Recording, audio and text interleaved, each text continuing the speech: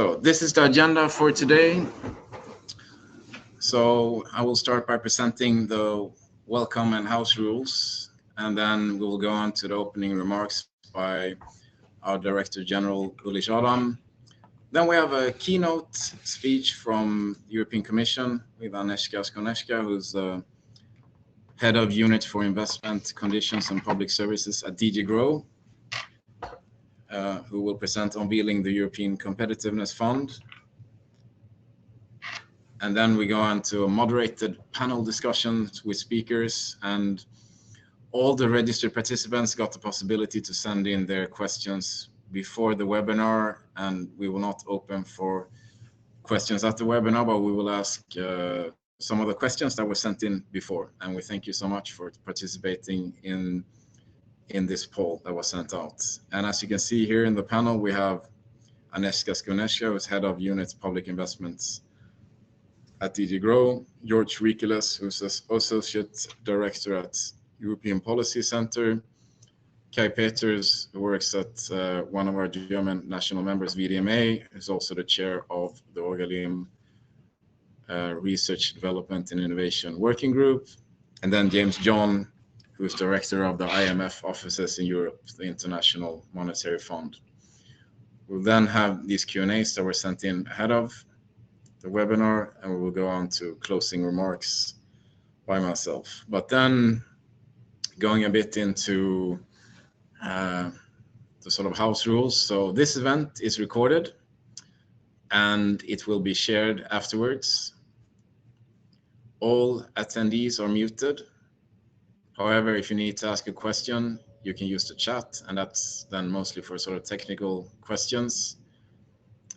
You will also find in the materials section, so next to the, well, where you see the pay-per-click, there's a section above right, there's a section called materials, and there you can find a copy of the agenda and the speakers' bios.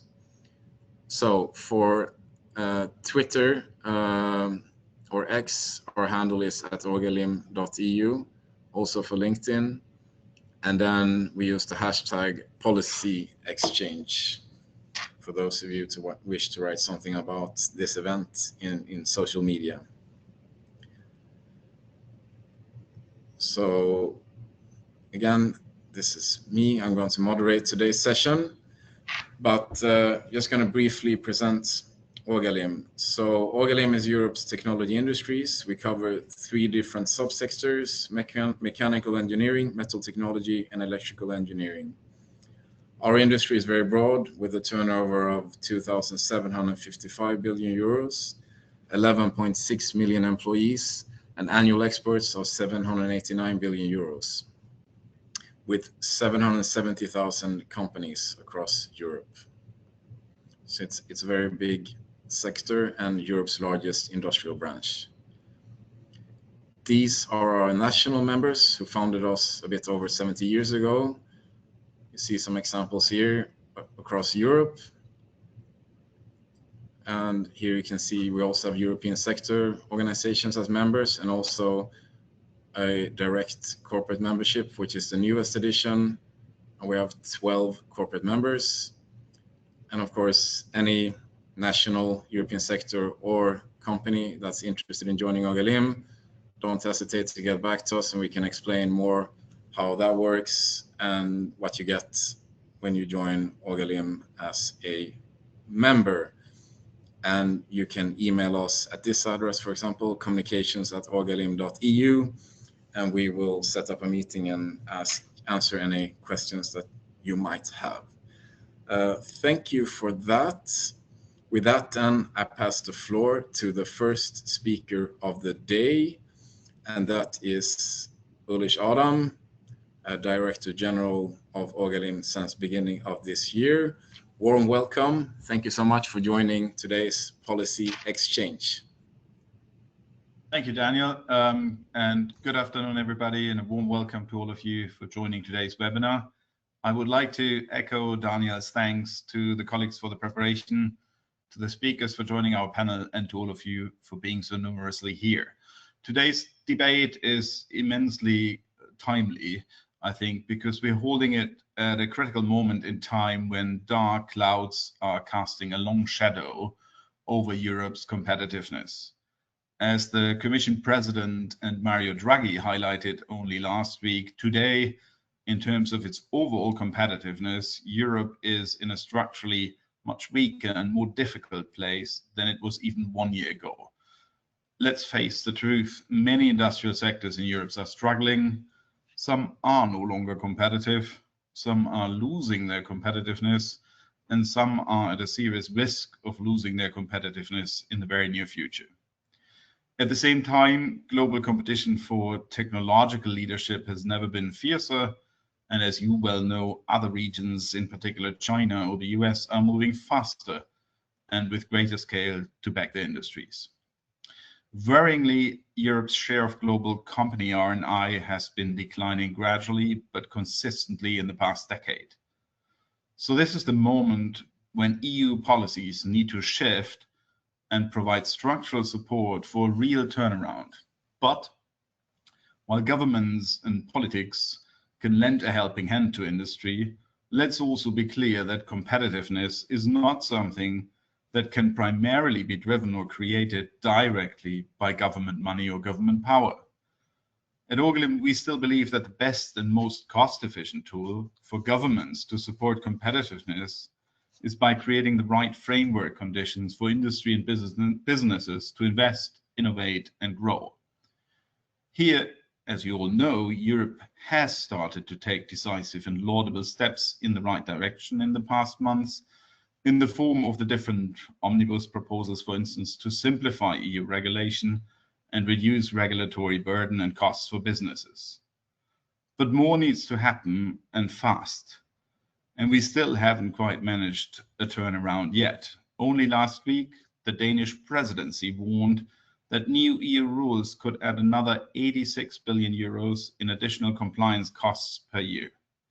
Such an approach is not sustainable, and it will risk Europe to lose out further in industrial competitiveness at the very moment when we need all hands on deck to protect and restore our competitiveness. And this is the background and the decisive moment against which the new European Competitiveness Fund has been proposed.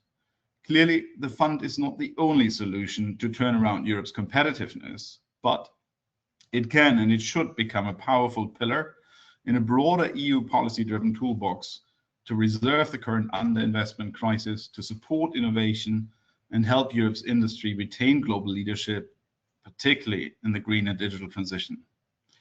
So how can we turn the fund into a success? How can it best help to scale up European innovation and boost our strengths and resilience in areas where we are still very competitive?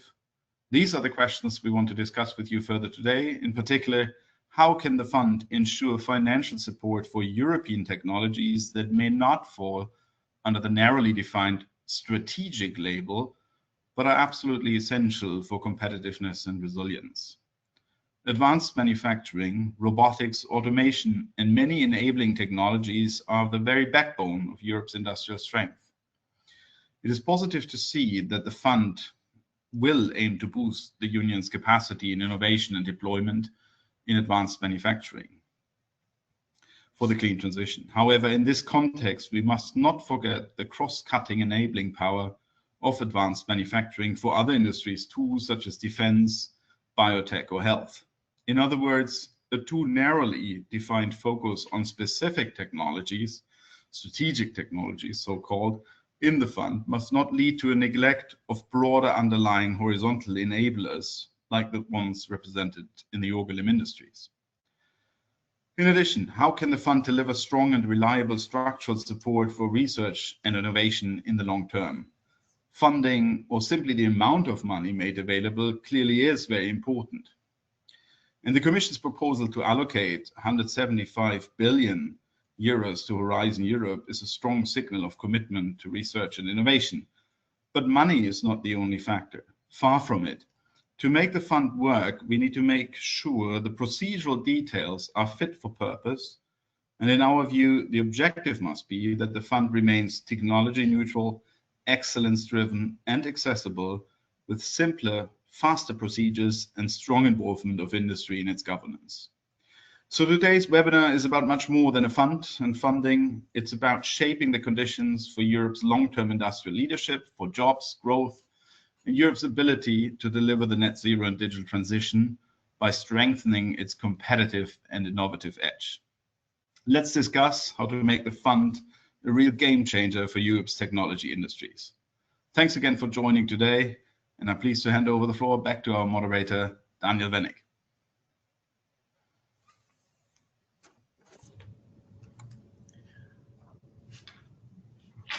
Thank you so much, Ulrik. Very interesting, and that sets the scenery for today's discussion very well. And for those of you who are joining just now, going back to the agenda again, just so you see where we are. So I'm moderating today's session. I'm Daniel. I work at Orgalim, and we just had the opening remarks finishing. And the next step is that we will go to a keynote speaker, Agnieszka Skuneska, who's head of unit at DG Grow, responsible for the Competitiveness Fund. Then we will have a panel discussion, a Q&A, and that's actually pre-sent questions because we sent out a poll to all the registered participants and received a number of questions that we will ask during this Q&A session. And then we have a short closing remarks. So that's where we are now in the discussion. So we're very honored to then pass the floor to keynote speaker Agnieszka Skuneska, who will speak about unveiling the European Competitiveness Fund. And Agnieszka is head of unit for public investments at DG Grow, European Commission. So I'm very honored to pass the floor to Agnieszka.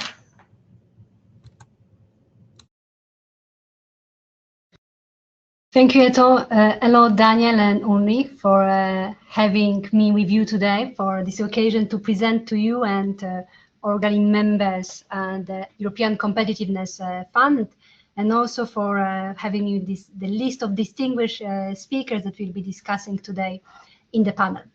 So today we'll be talking about European Competitiveness Fund. And when we talk about the fund, I would like to spend these 15 minutes with you around three elements. First, why did we propose the fund? So the why. Secondly, the what. What are the main features that distinguish the Competitiveness Fund from other programs? And second and thirdly, the how. So what's the architecture? How do we plan to achieve the Competitiveness Fund? And the aspect is that you might have heard, and Ulrik also mentioned that Competitiveness Fund is considered the centerpiece of the next MFF proposal for a modern, simpler, and more impactful budget. This was mentioned as well, that is a key element to deliver on the challenges aspect that you've heard, that you've seen and heard Mr. Draghi report, Mr. Letta. So that's the aspect that we are bringing about key issues of how do we want to secure value chains, how do we want to build industrial leadership in Europe, how do we want to strengthen our single market. And all these pieces you will see coming through the intervention. But let's go a little bit back the memory lane and start with the why. And this is where we move to the next, to the first slide in the presentation. You will see there'll be not many slides, there'll be just 3 or 4, just to guide you, give you this a nutshell experience of the European Competitiveness Fund. And the aspect is that first, we have looked quite in depth through the offer of European funding. And what we see is there is a number of complexity. We have the issue of our funding, we are spreading our funding too thinly over many, always competing objectives and structures. We can fund the same things with different rules over different timelines. And you can imagine that this leads to 2 consequences. First, our funding is fragmented, whereas we need critical mass to be able to compete in developing and manufacturing strategic technologies. And second, most importantly, for you, the users, the access to these funds is very difficult. So it's different rules in different funds. It's impact assessment, we say we have almost 30 work programs on competitiveness. We have more than a dozen one-stop shops. It creates a maze of funding opportunities to navigate specifically for our small and medium enterprises. So that's the issue where we wanted to act on fragmentation, on complexity of the EU funding. That's the one aspect. And second issue related to policy narrative and also the issue of scale that Ulrich also, mentioned is the aspect that we key also finding in a Draghi report about the issue of how that Europe is very good and excellent in research and less good and translating this research into applications on global markets. So the pipeline from research to deployment to global markets. This issue of scaling, the problem of scaling up projects, our investment journey from research to development is quite bumpy in Europe. We fund certain stages, but not all of them. And secondly, the issue also with the amount of capital, access to capital for our companies in Europe, that issue of also scaling up our companies. Again, Europe is very good at creating a very dynamic continent, very good in creating startups. But when we try to scale up companies, in fact, the capital starts to dry out. There's the issue of the capital market. There's the issue also of underinvestment that was mentioned in R&I and strategic technologies. And as a result, we see that when we look, for example, at active unicorns, Europe accounts for 8% of them, while US 66%. And China 26%.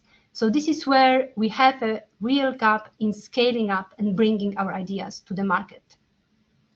Thirdly, there's an issue of the speed. Aspects that our funding might come too late, is not as flexible in replying to and following urgent priorities and aspects that we have seen. Many of us have seen with the crisis, with issues of chips manufacturing, issues of vaccines, issues of also in defense and automotive value chains, the aspect of being able to react quickly to issues, to address strategic dependencies and in geopolitical aspects that we have today, being able to activate our funding also for those strategic projects that help us address our strategic dependencies. I think here, for example,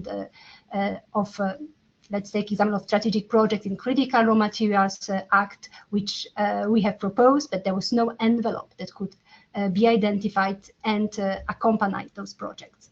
So these are the issues of, we have fragmentation, we have the issue of scale, we have the issue of innovation gap, lack of translating our research excellence into products and services on the market, issues of speed and inflexibility. So this is where you'll find those elements in our impact assessment, but this brings us into the aspect that as current challenge on competitiveness, the EU budget has to also modernize and follow on this challenge. And this is where there's a very ambitious proposal the Commission put forward in July of, we've discussed the first issue, critical mass. So in bringing very significant investment firepower at European level to support competitiveness. And of course, we are looking here only at a part of a puzzle, as Ulrich mentioned, because we look at financing. Of course, there's all the issues about regulatory aspects and simplification that also have to continue. And on this slide, you will see that the total of 451 billion euro proposal, out of which 41 is for the innovation fund. So outside, as you know, it's financed from the ET emission trading scheme from outside of the European budget, which leaves us with 409 billion proposal, of which we have 175 for Horizon Europe, a brand on its own, a very strong program based on research excellence, and which will continue as a standalone program, doubling its amount. So that's one element, and which will be tightly connected to the European Competitiveness Fund, which is have on the right-hand side with 234 billion, composed into 4 limited set of strategic priorities. And this is where we will move later on those. What are those limited strategic priorities? But now we're moving to the what. So the key features that distinguish the Competitiveness Fund. The scale we discussed. We are bringing under one roof the firepower for investment capacity. And this, why we are doing that? It's not for the sake of bringing just the programs together and molding them in one fund. It's for impact, because we want to mobilize in the fund all type of tools that businesses, that projects might need, be it grant, be it procurement, so very important, mentioned by Professor Draghi and President von der Leyen at the conference last week, about boosting demand.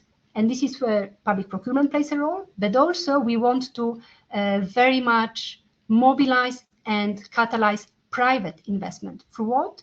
Through risk-sharing mechanism that we have, like in our InvestEU program, which will be a part of Competitiveness Fund, which works hand in hand with financial institutions like European Investment Bank, national promotional banks, and other financial institutions in de-risking their capacity through European guarantee to provide loans, guarantees, and equity investment to the companies in those strategic areas.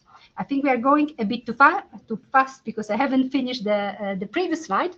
Just to mention that there is this toolbox, so all the tools that the fund can mobilize across the full investment journey, so from research through scaling up, through industrial deployment, through to deployment on the market, and also including infrastructure, so covering the full investment journey.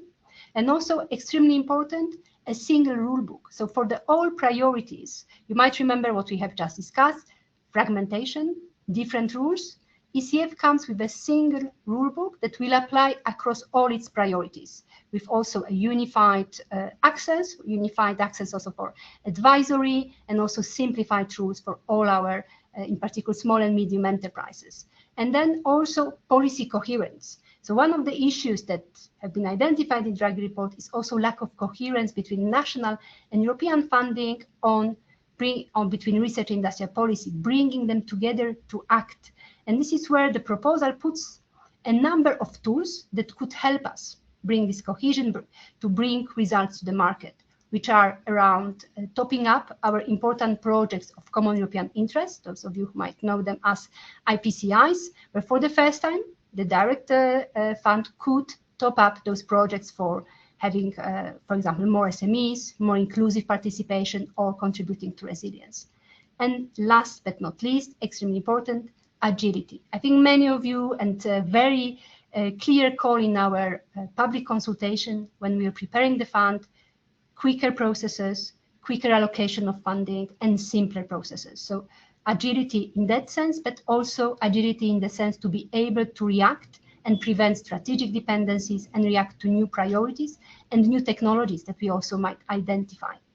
We can move to the last part of my presentation, so the last slide, which you will see here as a metaphor or as depicted as a house. So what's the architecture of European Competitiveness Fund? We are bringing under one roof the dozen of European programs that today fund competitiveness across different areas in different sectors, not necessarily well coordinated. So we are bringing it under one roof with 234 investment power. And this house is organized around a set of limited strategic priorities. I think no one of you would be surprised, those that we have. There are 4 policy windows. They are very much reflect the Draghi report, they very much reflect competitiveness compass. So priorities around clean industrial deal, so clean transition and industrial decarbonization is policy window 1. The second one is around health, biotech, agriculture, and bioeconomy. The third one is about digital leadership, all the digital technologies that we need tomorrow, AI, quantum, digital infrastructures. And fourth, the biggest window in the fund around issues related to defense, security, and securing our supply chains on critical raw materials. This is where we want to invest to protect and develop our independence, and also to be able to respond to geopolitical situations. And under all that, under the policy windows, you will see our ECF InvestEU instruments, so crowding in private capital through tools like loans, guarantees, and equity that will underpin all the windows, and also the cross-cutting support that will help projects emerge. So project investment advisory to originate projects, to help them come to fruition, what we are currently also do under InvestEU Advisory Hub. Also support one network that will support SMEs across different regions, across different countries. Those of you who might know today European Enterprise Europe Network, this will transform into EU for Business Network, one network which will be underpinning the fund, and also all support activities to our small and medium enterprises with dedicated calls, with support entrepreneurship, and also skills as condition that we need for all those projects also to materialize. You will see at the bottom the common rulebook, so all the rules that are set for the windows are common across, one set of rules, eligibility, aspects which will facilitate as a springboard. You will see, you can imagine it a bit as a basement here, which underpins all the windows, and of course also common governance. The issue, I think this was mentioned, the Competitiveness Fund is also novel in a way. It will bring a lot of external expertise to help shape and advise on the direction of the fund. Are we addressing the right market failures? Are we in tune of where the market is going? Are we stimulating enough of private investment through our de-risking mechanism? Could we have a different risk-sharing mechanism? So this is where the governance with a lot of external expertise will also come in to advise on the direction of the fund. And you will see on the left-hand side, you see the famous investment journey, which is not linear. As we know, innovation can have different roads, different aspects. So we allow to cover each of the phases of the investment journey. It's the first fund that can do the full investment journey with full set of tools, allowing also by the nature of non-linearity innovation support. And this is where I would leave you with the image of the house with a few concluding remarks of saying that this is very novel, very modern approach, very big shift also in the European budget proposal to bring a big centerpiece of the European MFF proposal focus on driving competitiveness. And this is where I'm happy, Daniel, to hand over to you with this presentation. So thank you so much for that. Very interesting. We have a couple of questions for you, but we will wait until the other panelists also have the possibility to have their say. And so here you see a picture of upcoming panel, and I suggest that all panelists now put the camera on so that we can see you. But first out is James John from IMF, European Office, so the International Monetary Fund.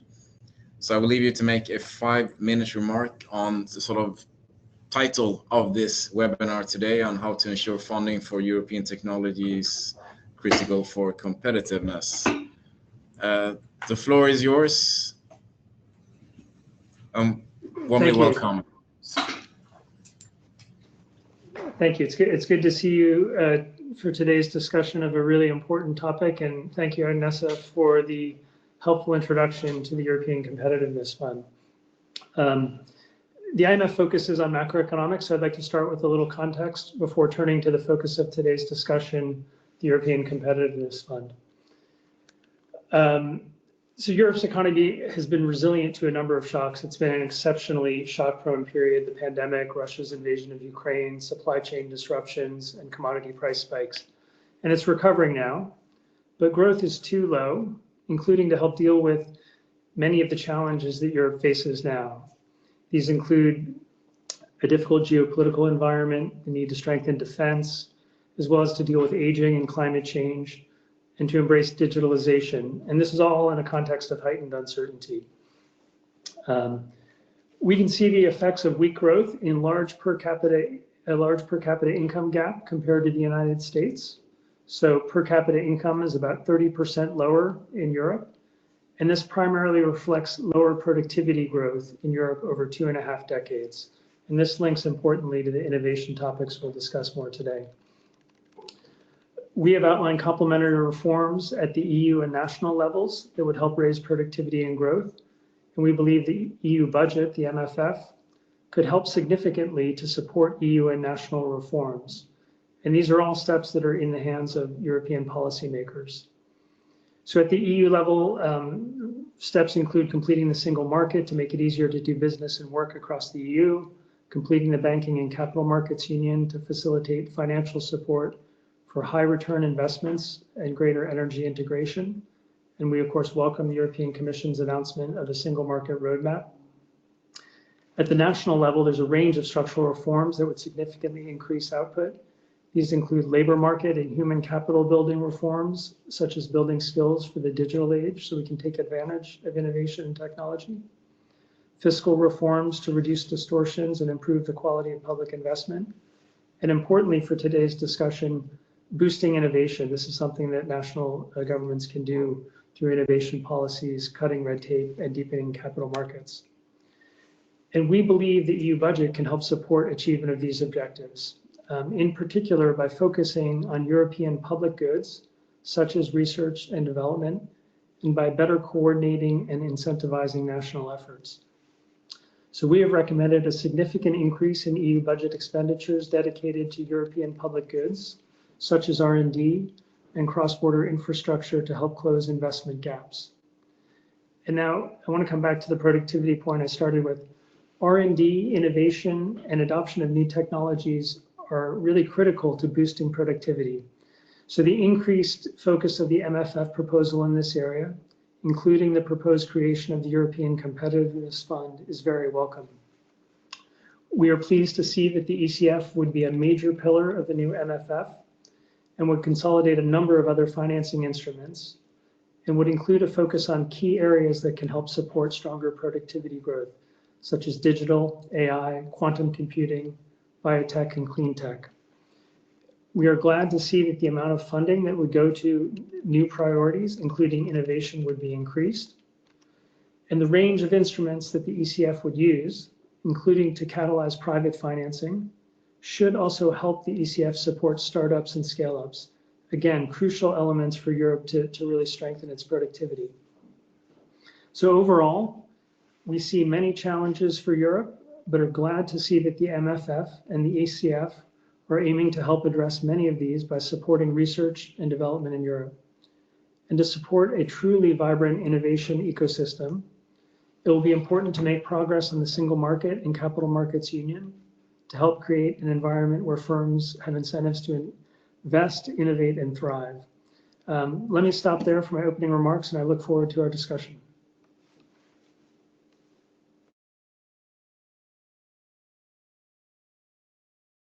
Thank you so much, James. I will get back to you with some questions, but before we do that, we will let the other panelists also make some introductory remarks. And after you, James, we welcome George Ricolas from European Policy Center, who's Associate Director there. So warm welcome to you, George, to make an introductory remark on how to ensure funding for European technology is critical for competitiveness. Thank you, Daniel. It's a pleasure to participate in this webinar and to be with you all and to partake in all those interesting reflections we've heard so far. So in terms of my first few comments, I'll try to be brief and to the point too. And my first message actually will be rather similar to that of James. I think we have an investment problem in Europe when it comes to funding our competitiveness and our critical technologies, but actually it's a much broader investment problem we have. I think the EU's number one challenge in addressing these sort of intertwined economic, technological, social, climate, and security-related shocks is a lack of investment. And this is sort of the test of Europe now, if we want to remain prosperous, free, and secure. We have massive funding gaps, and really what the Europe and the EU needs to do now is to think through and develop its own plan, so to say, to become a strategic investment power like its principal competitors, the US and China.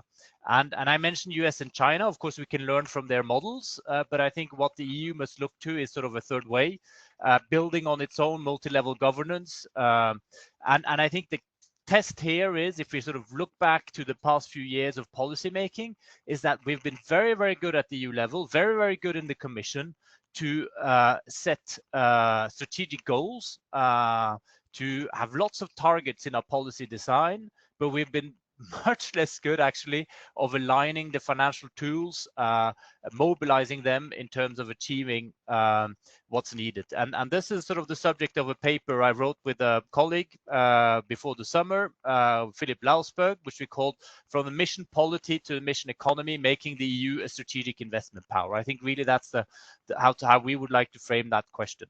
My second message is to say now is the time for change. There are opportunities out there. We're too sort of used to talking down the EU. James said it.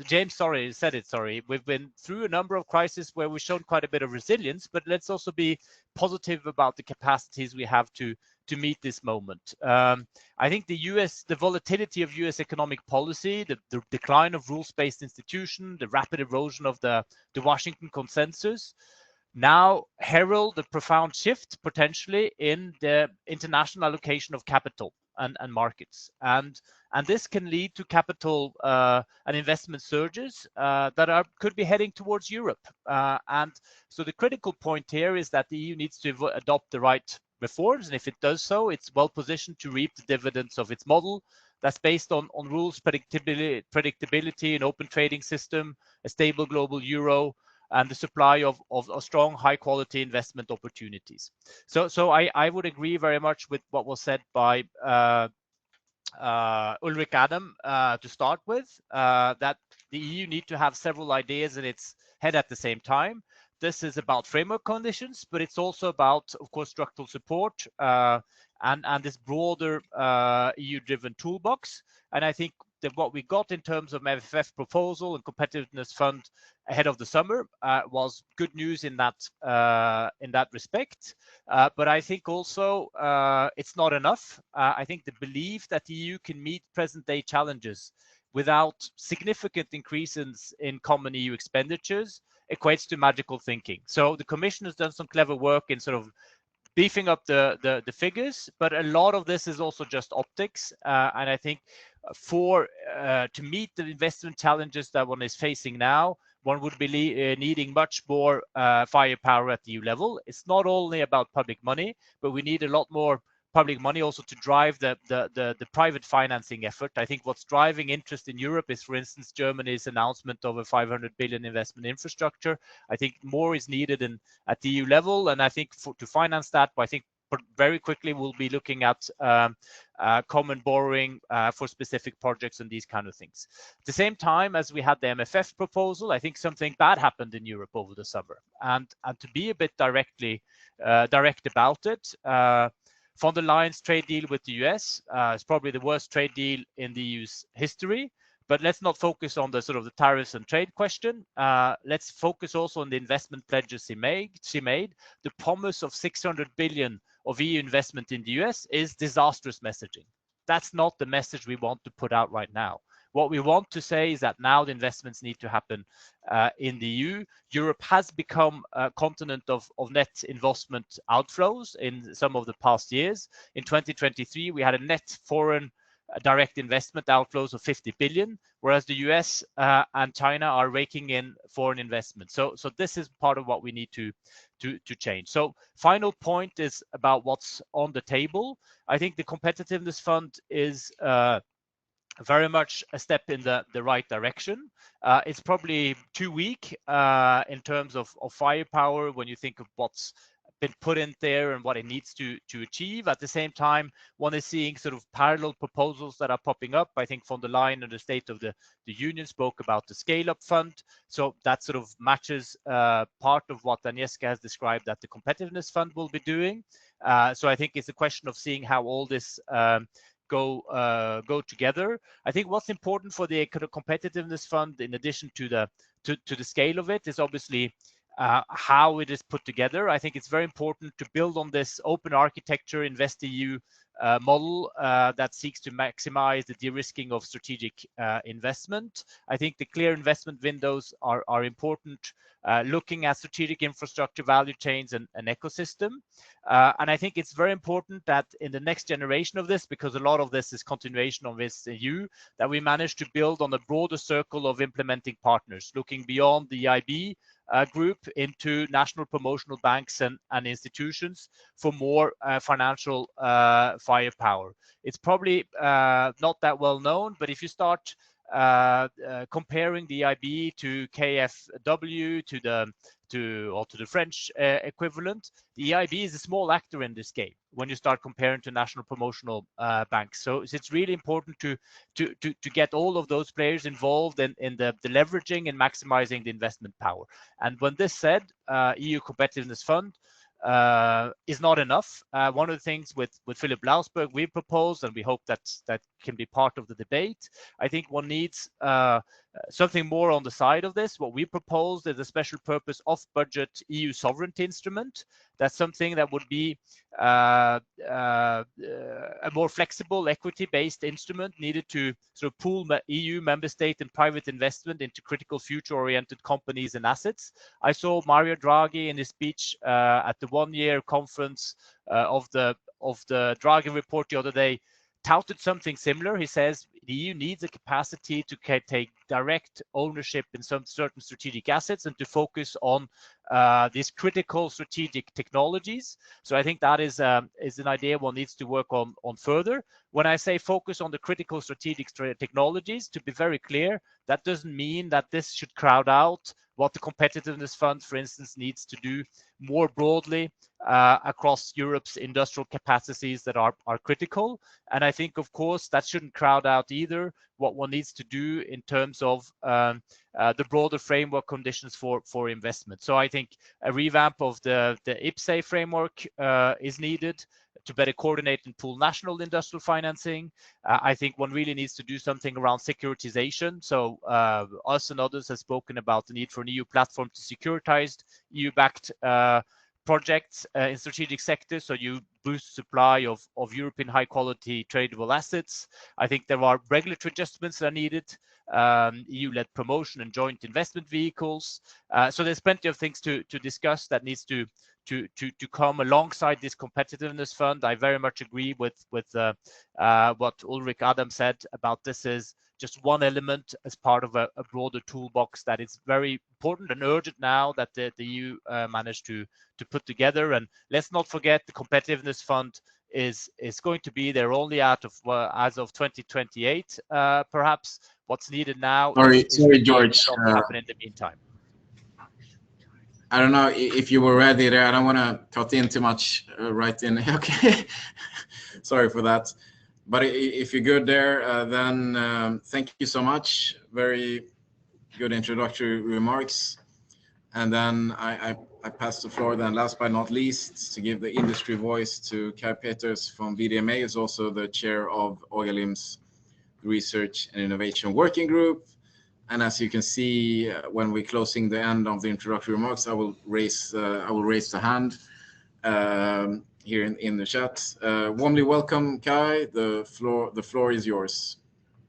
Yes, thank you very much, Daniel, and thank you for the invitation. Already up to now, I heard so many interesting and inspiring things.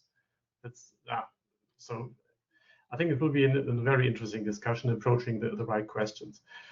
Yes, to start with, I was very positively surprised when I saw the drafts of the ECF, because I think it was exactly what is needed to get Europe on this track to a strategic investment power Georg mentioned. But there was also a thing which I personally very much liked, because it was finally acknowledging this overarching importance of competitiveness,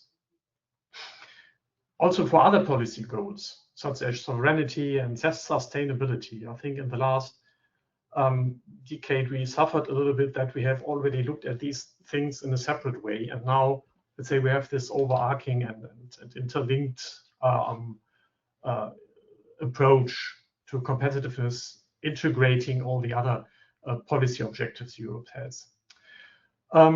Also, the architecture Agnieszka presented, I think it's very much to the point.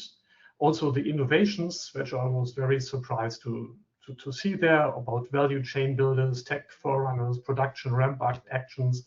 This is, of course, music in the ears of somebody representing industry. So I think it addresses quite well the gaps and challenges Europe is facing. However, I have 3 questions, which of course I cannot answer, and maybe even today we cannot answer. But one big question for me is, of course, in which stages of the investment journey, where should the ECF intervene? How far should political intervention go, in which stages? Because I think, Georg, you mentioned also the wording crowding out, which is, of course, always on the table when you discuss these kind of things. So I think we have to be really targeted to the right levels so that it develops impact. Because I believe that at the very end, it's companies and the private investors who have to make mostly the latest steps in this investment journey. I think public money can only be a kind of enabler at that point.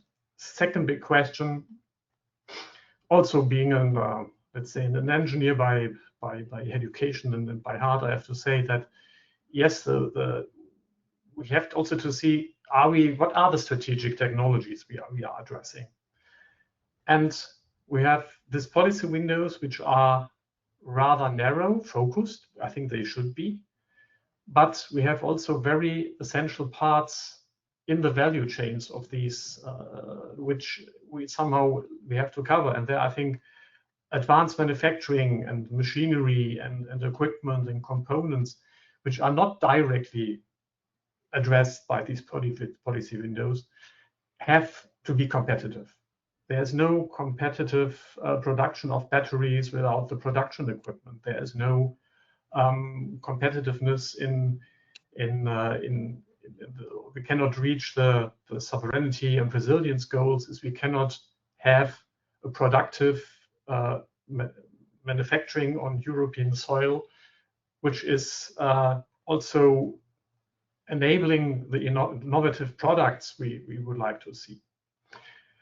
And thirdly, and maybe it has been mentioned already by Ulrich, there are many factors of competitiveness which need to be improved in Europe. I think it has been mentioned several times: regulatory framework, infrastructure. And I think it's very important to embed the ECF in an overall strategy for competitiveness. And there's a little risk, I fear, that the money which is on the table and the priorities on the table could distract a little bit from the urgent needs to fix structural issues. We should not too much look only at the money, also because it will come not tomorrow. There are some years until it will deploy impact. So to close, yes, the investment power we talked already about will be limited. It will maybe even never be enough. So the more I think it's important that this money is used wisely, and maybe at the later stage of the discussion we will come to some points how that could be ensured. Thank you very much.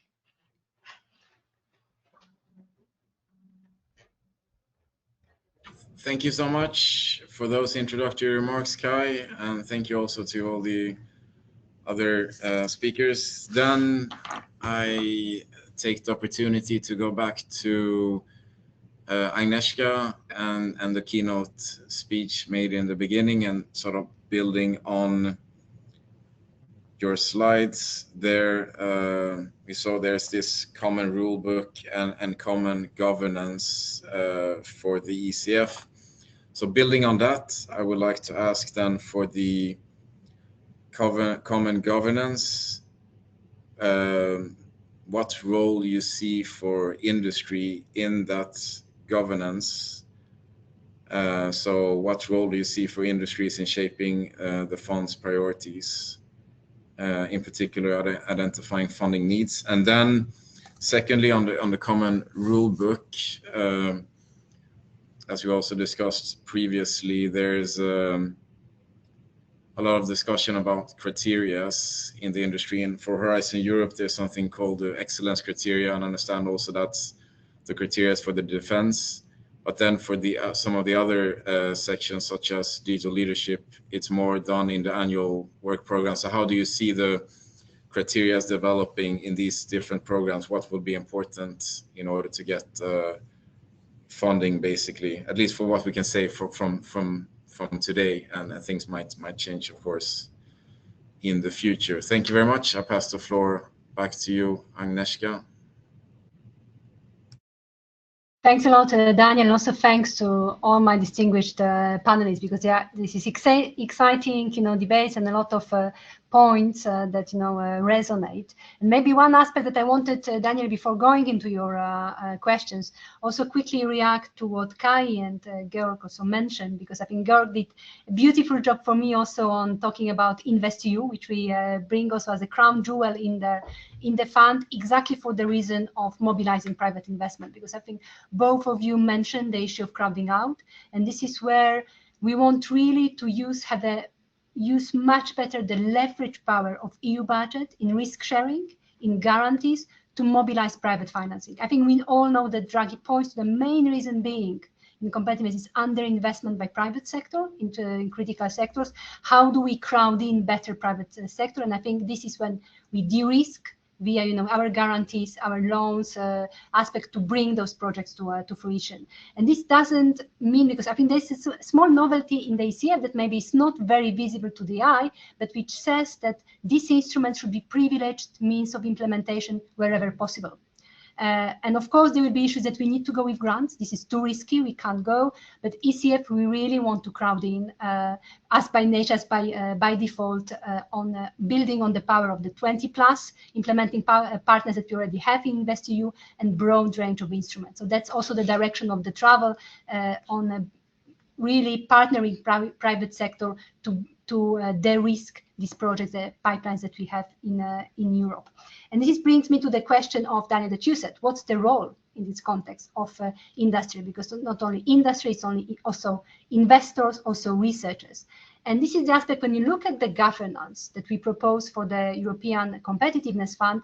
In fact, it's built around a lot of external expertise. So at the fund level, we propose a strategic stakeholder board, which is composed of investors, researchers, industry, public authorities, also other actors, to have this kind of sounding board at fund level, at high level, to see, are we going in the right direction? Maybe are we missing some technologies? Are we addressing good long-term competitiveness challenges? Are we really focusing on market failures? And also look at the aspect that I think many of you mentioned is emerging technologies aspect across the windows, because the specific job of the board would be also to look at project portfolios across the windows, because there will be technologies which are very much cross-cutting. Now, we know you mentioned advanced manufacturing. There's also digital applications which we'll be having also in different windows. We are working with 4 windows for a limited set of strategic priorities, but really also looking at cross-cutting areas and exploiting synergies between the windows. So that's the one element at fund level to advise us. But also for each policy windows, we suggest creation of a thematic boards with the industry, with different stakeholders, to advise the Commission on the work programs. I think there was a lot of aspects that we've heard about being too prescriptive, to being definitive of technologies that we want to maybe finance. So this can only happen via an open dialogue with the sector. Are we addressing the right priorities? And they have to be organized per window, per sector, to have this right expertise. So we'll see an expertise coming at fund level, at thematic, per window level when you draft work programs, but also at the level of, I think that many of you mentioned, the market. So are we going with our tools where market is not going? So are we additional with our financing? And this is where we are also building of governance bodies we have currently in InvestEU. We have advisory board where with member states and also with all our implementing partners, so EIB, but also all the others, EBRD, national promotional banks, when we discuss the design of our financial tools and also all the operational aspects, what elements tools should be brought to the market to the risk more, and also coordinate with European Innovation Council under the Horizon Europe. So this is where you see the various governance bodies we suggest to have this independent expertise from industry, but also from the investors, market players, and also all actors that could help us shape the fund going forward. And I think last aspect, I think, Daniel, that you mentioned was in relation to award criteria, eligibility rules. You'll notice that ECF is different. ECF is much slimmer when you compare it to current programs, and is intended exactly for this reason, to have flexibility, to have issues. I think we found ourselves in a situation that we had very restrictive rules, which allowed us to fund one thing under one, but not the other aspects, which limited the aspect to be able to react, for example, to finance manufacturing when the CHIPS Act, another aspect, came. We want to have legal basis which allows us to act, and when we bring together the tools across the whole investment journey, from research to industrial deployment and manufacturing, the criteria on which we will assess project will also differ.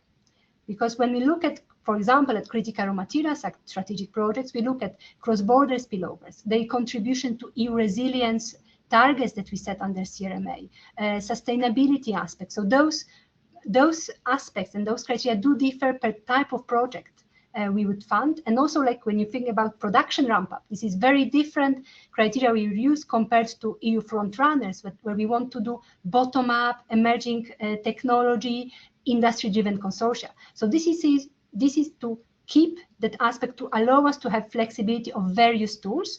And maybe one last aspect, I think, to also reply to Kai, when we talk about investment journey, our idea is to have possibility to act at every stage, but it doesn't mean that we will finance every company through each stage. It's simply to have this possibility to address each stage with different tools, but only to the percentage that is necessary to bring the project to fruition, and again, whenever possible, with instruments where we have perfect alignment of interest, or loans, guarantees, or equity. I will stop here. Hopefully I addressed, Daniel, your questions, and we hopefully also reacted also for some aspects I wanted to give some food for thought.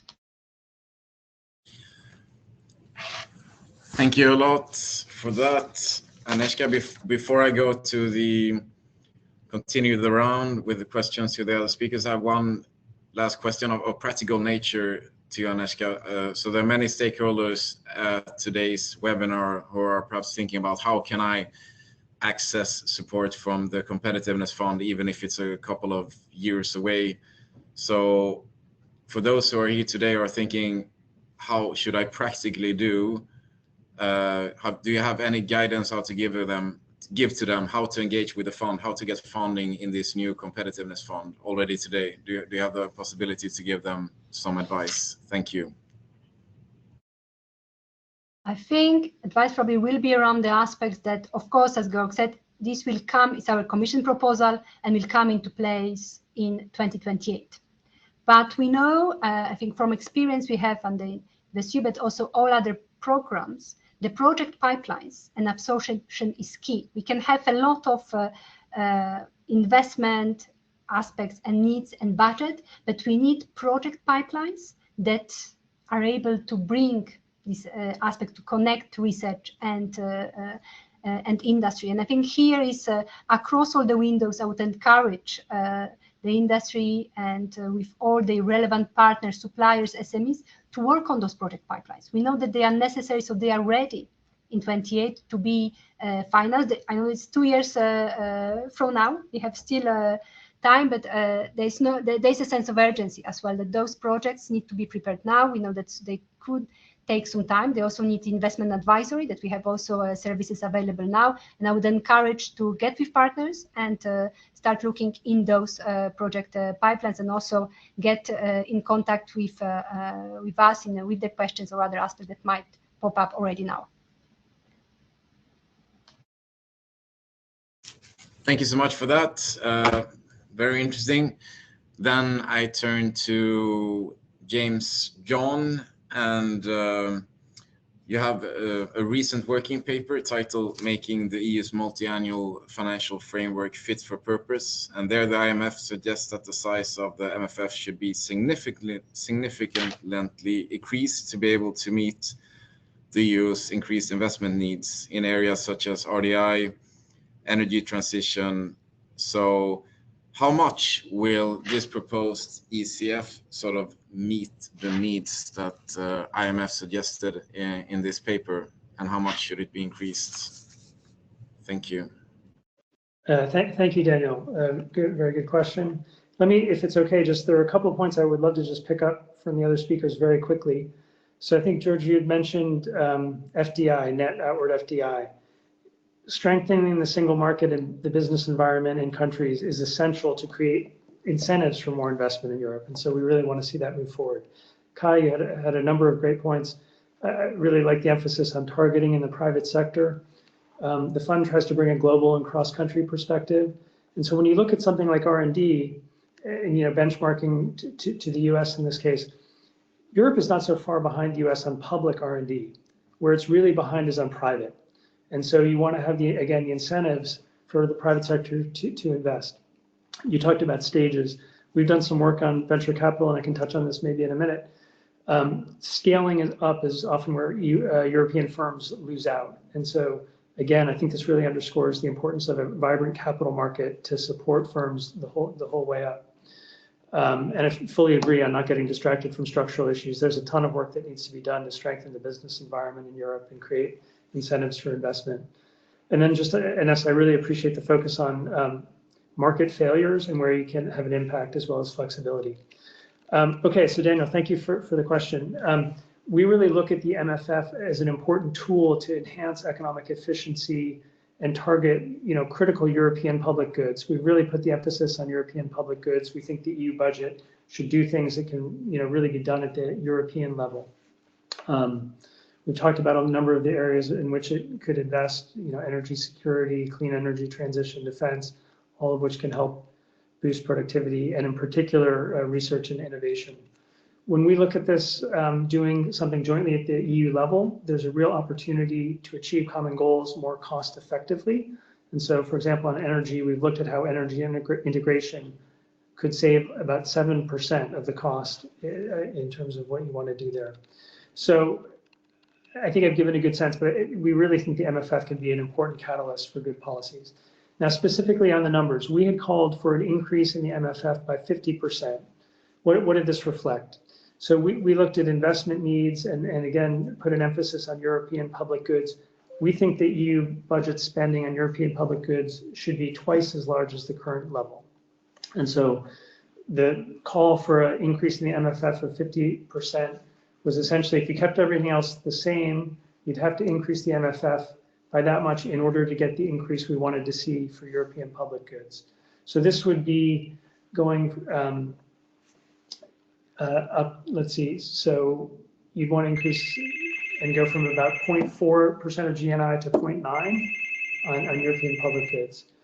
And again, this is holding other elements of the budget constant. Now, I think we really look at the ECF as a welcome step in the right direction. If you look at the overall MFF, it's not as big as we had called for, but there are proposals to change the composition, and so I think that leaves some more funding for areas that we think are important. So, like if you look at the current MFF, about 17% was earmarked for what we would call new priorities. The current MFF proposal takes us up to 30%. Now, if we drill down into some of the more specific things around the ECF and also other components of to support innovation, the ECF proposals for 234 billion. Now, if you put in things like Horizon Europe, the Innovation Fund, that gets you to 450 billion. And if you put in the other elements of the competitiveness, prosperity, and security budget heading, that gets you to 590 billion. And so that actually is not too bad. When you look at this competitiveness budget heading, so comparing the current MFF, that sort of what that encompassed was about 15% of the MFF, and now it's about 30% of the MFF. So I would take that as a relatively encouraging sort of demonstration that the Commission is trying to prioritize these new areas that we think should be high priorities, and it tries to give more funding to European public goods. I guess I stop there. Thank you so much. Very interesting. So it's more about how much goes into sort of the competitiveness initiatives and research innovation, and rather maybe the overall MFF and the size of that. But you want a decent size for these competitiveness in initiatives. Great. With that, I now turn then to George. And listening to your introduction there, you said basically ECF is good news, but not enough. And so I want to dig a bit deeper into how do we get it to be enough? And there are some suggestions of own resources. There's a couple of different ones. Not all of them are popular with industry. There's tax on larger companies. There's also one on waste. But so my question to you is basically, so how do you want the MFF to increase, or the investment in research to increase, and how do you see the balance there between own resources and other parts of the budget? Thank you. Thank you, Daniel, and thank you for excellent comments from all the other speakers also, most of which, or all of which I subscribe to. So does this competitiveness fund meet our expectations? And I think as often sort of the proof of the pudding is in the eating. But I mean, my overall assessment is that this is not soon enough. 2028 is not big enough, and it's not enough in itself. And I want to sort of start with the sort of not soon enough. I mean, the urgency that was mentioned by others. We are facing now the third consecutive year of decline in investment in industry. You saw last year the number of new greenfield projects in the US, how that was growing, and how in Germany, by contrast, we're at the sort of the lowest in nearly 2 decades. So there's a broader urgency of investment in Europe's economy, but there's one also specifically in our industrial infrastructure, in our industrial ecosystem that is quite dire. And if we say we're going to have a competitiveness fund that's going to help deal with all this, with scale up and look at strategic technology areas, etc.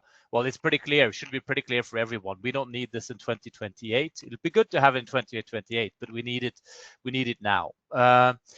I think there's another debate here, which was touched upon by the others. Well, is this too much money? Doesn't it risk crowding out, etc.? I think if we do things as in the past, a lot of the money that's been channeled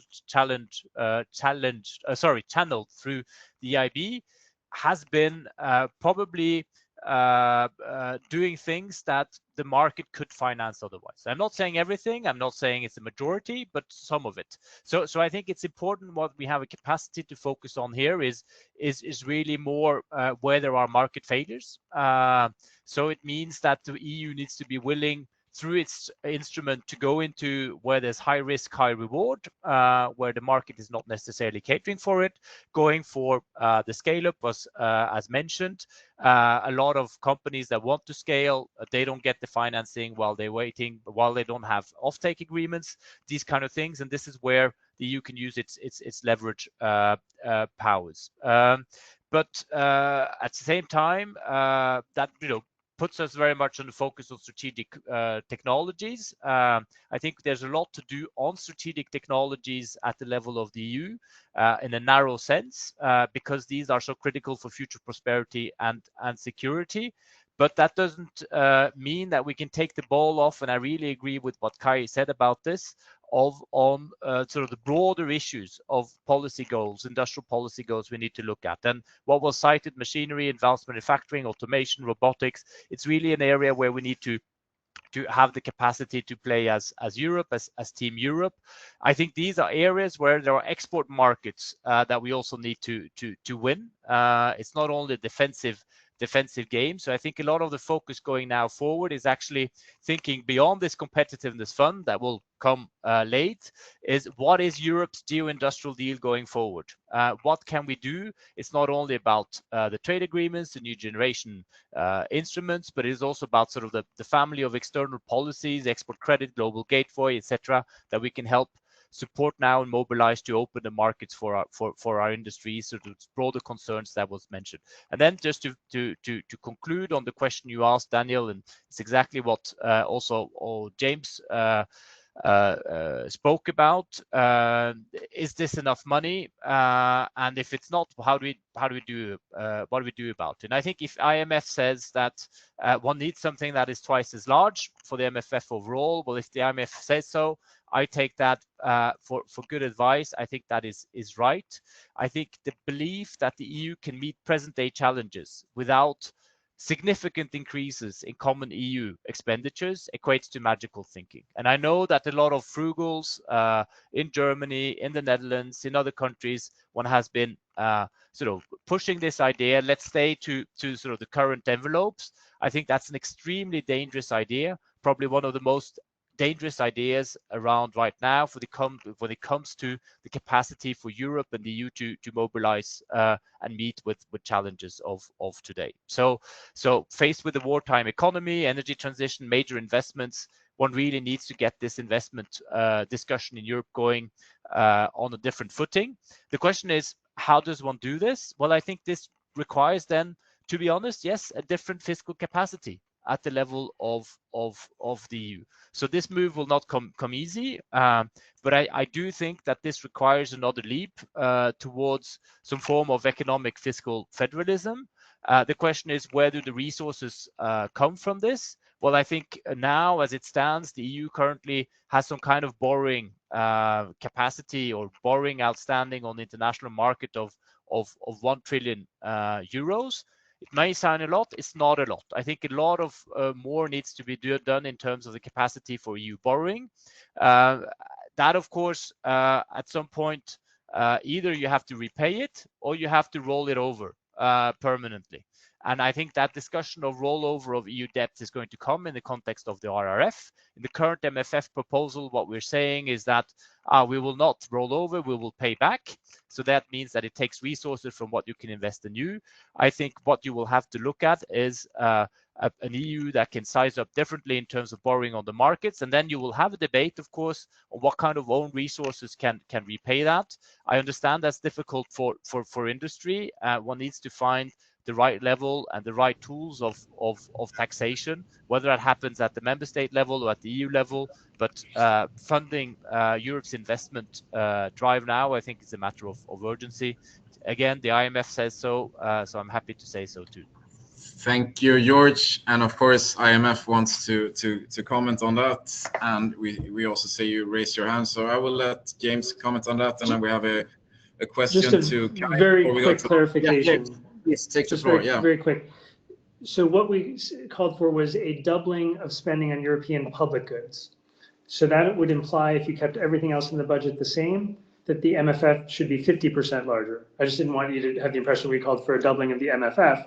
The key was really focused on European public goods. Just a small clarification. Thanks.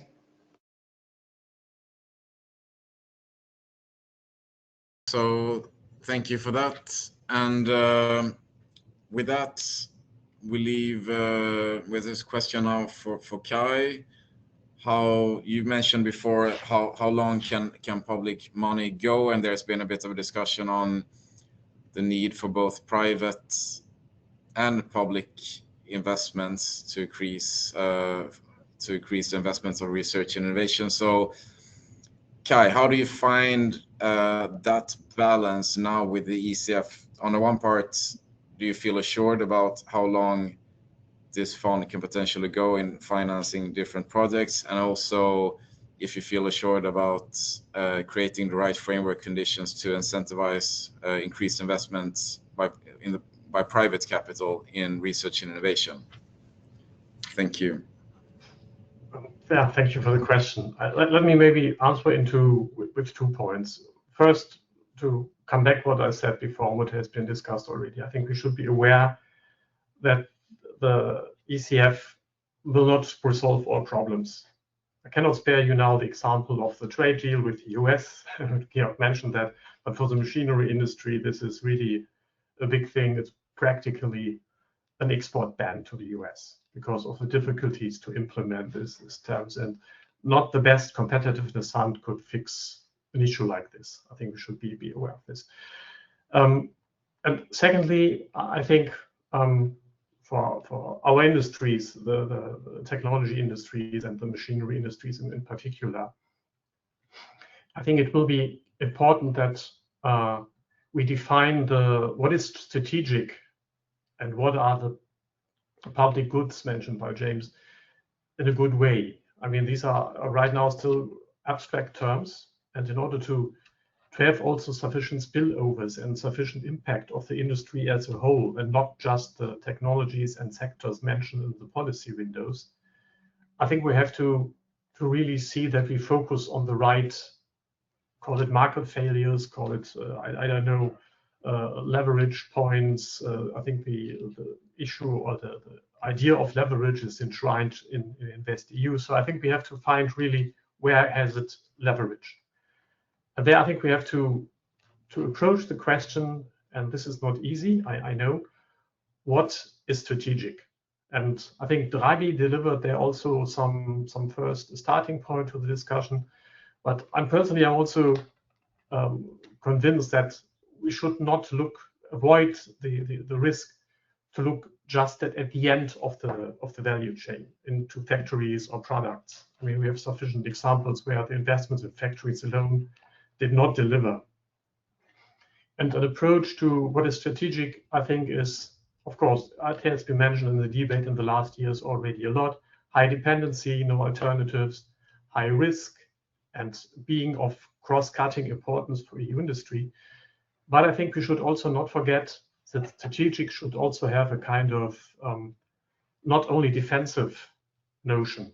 It could be also a future technology where Europe has the chance to occupy strategic nodes in the future.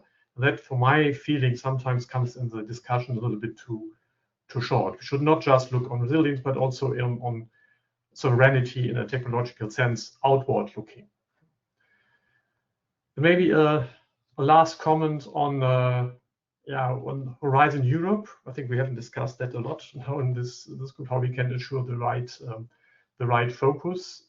I understand that this is also determined by the policy windows of the ECF. This is the link between the two, which is good. I think the policy windows are addressing the right policy objectives, but we need now in the next step to go one step further, being technologically neutral as possible, but define now what does that mean in practice. And for me, for our industry, that does means, yes, the focus in AI is of course good, but it should also look then into the role of industrial AI. And it should also, if we talk about clean tech, we should also look in the value chains of clean tech, or what is needed to produce clean tech in an efficient way. And then, of course, that brings me to my last comment on this, to the governance structure mentioned by Agnieszka, because I think then now is the moment to fill let's say, the void in this policy windows, and to work together with industry and with science, of course, to break it down to work programs to the level where it becomes operational. And this should go beyond sectors or single technologies. I think there we have really to discuss across the board to identify the right priorities. And I think we will also, I think I can mention that, Daniel, I can announce that already. We are in the working group at Orga, we are developing some ideas on how an industry-led technology council could look like, and we are of course happy to provide these ideas as soon as it's ready. Thank you. Thank you for that, and we will give the floor back to the panelists, but first we will have a look at what the participants that answered our poll that was sent out answered. So on the first question here, we said, what measure would you consider essential to ensure the European Competitiveness Fund provides effective support for research and innovation? And here you see some answers by the participants. So in a word cloud, so information from companies comes up big, companies downstream, suppliers, Horizon Europe, needs analysis, lower TRLs, and a business focus. So that's some of the answers we got on that question. And then we also we had a multiple choice question where we asked, beyond the design of the Competitiveness Fund, which factor do you consider most important to strengthen the competitiveness of Europe's technology industries? And there were 3 choices here, and as you can see, the choice that gathered most respondents was reducing regulatory burden, and then followed by equal proportions for expanding access to global markets and improving trade conditions. And on the other, please specify, I'll get back to that answer, but we have no answer that was improving access to skills and enhancing innovation ecosystems. And so reducing regulatory burden and expanding access to global markets was the ones that gathered most response. And then last but not least, we had open questions. So this is for the panelists now. So firstly, maybe I could add a question about, if this multiple choice was a surprise with the answer on reducing regulatory burden, but on top of that, we have a couple of questions here. So how will the Competitiveness Fund interact with Horizon, specifically Pillar 2, which deals with competitiveness in society? Will projects be able to access funds from both ECF and Europe if they satisfy criteria? So I would say those 2 questions are quite connected. And what criteria exist for a project to be suitable for both funds? So also a point we touched upon a bit before about criteria. So this is for the participants, and I would, on all 3 of these, I would turn towards the Commission here to give a first go at answering these open questions from the participants. Thanks a lot, Daniel. Thanks to all who participated in the what do we call it? The cloud. Very interesting to see, how important, information from companies. Also, we want to put, I think, what I mentioned, industry-driven project aspect, bottom-up, front runners. I think this is really encouraging to see, that this also comes as demand. I just wanted to start with this, and also to pick up on the important element that Kai also mentioned. So the tight connection to Horizon Europe, between the European Competitiveness Fund and Horizon Europe. And this is something that comes very much, or what we mentioned at the beginning, Horizon is a brand, it's an envy of many countries globally that for us to have such a program, and it continues. It will focus on on excellent science, on innovation, and exactly for the reason of having this seamless investment journey from research to market. I think this is what we all discuss. It's the problem where we have the weak pipeline. Translating this research excellence into global markets is where we want the strong connection to happen. So the policy window, as I said, will be the same. They are defined in the ECF regulation. The policy windows, what we mentioned, clean transition, digital, health, and defense, they are the same in Horizon regulation and in the ECF. So we have common or the same strategic focus across the 2 funds. And to have seamless investment journey, in fact, the research and innovation collaborative activities will be integrated as a dedicated part of a single work program that we would have, or integrated work program that we would have within the windows, which means that we would be able to cover within a work program the full journey. So I think that what Kai mentioned, there will be research innovation activities, collaborative activities, what we all, I think many of you know what we do today in Pillar 2 of Horizon, focusing on, I know very well in Cluster 4, when we look at research and new technologies on critical and processing critical raw materials, for example.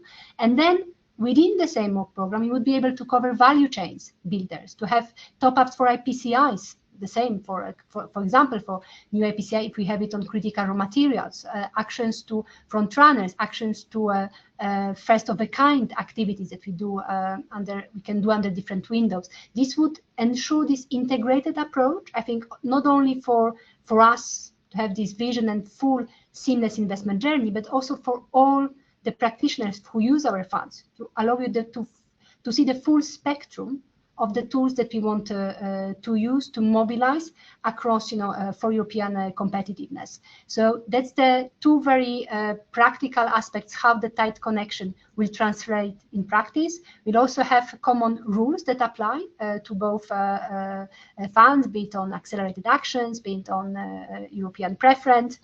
And also we have a connection at InvestEU, at European Innovation Council, which will work sync between them, and also that the governance bodies that we have are either shared or very much coordinated. So thematic platform that we mentioned will be per policy windows, there will be ones. And those work programs will be adopted with the committees or comitology, which is set within the Competitiveness Fund. So we ensure that there is this seamless flow from research to market, so this tight connection, while we have the two independent programs. An aspect, I think that there was a question, I'm looking also on this aspect, so I think that we aimed exactly at that. We aimed at clarity for the users about what projects can be funded in this sense under the programs, and this is where policy windows, the strategic focus in each of the policy windows will guide not only the activities around deployment, manufacturing, innovation, but also research and innovation collaborative activities. This ensures this integrated approach. And I think this is with that, maybe Daniel, because I know that we are a bit over time, I will stop. I hope this helped, present in the integrated fashion how the connection works in practice between the two funds, and also that via those sectoral or specific framing of each window, we ensure that the projects can get directed in that manner. So thank you very much for that. Indeed, time goes fast when you're having interesting discussions such as today, and we would warmly like to thank all the speakers for your contributions. Very appreciated. Certainly created a very dynamic discussion here today. So we look forward to working with you also going forward. We will discuss this topic a lot in the coming months and even years potentially. So thank you very much. And I would also like to make a note and say that thank everyone who joined and participated. The recording of the event will be available soon. You will receive an email with a link to the recording. A news article will also be published about the event. And if you want to receive news from our industries and the latest EU policies, please register to the Orgalim newsletter.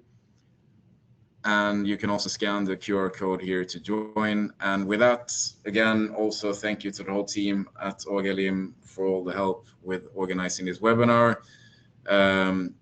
We will organize webinars again soon, so keep a look at the Orgalim newsletter for that. The next one will most likely be on public procurement. So thank you again to everyone. I wish you a nice afternoon and see you. Bye-bye. Thank you. Thank you so much. Bye-bye. Thank you.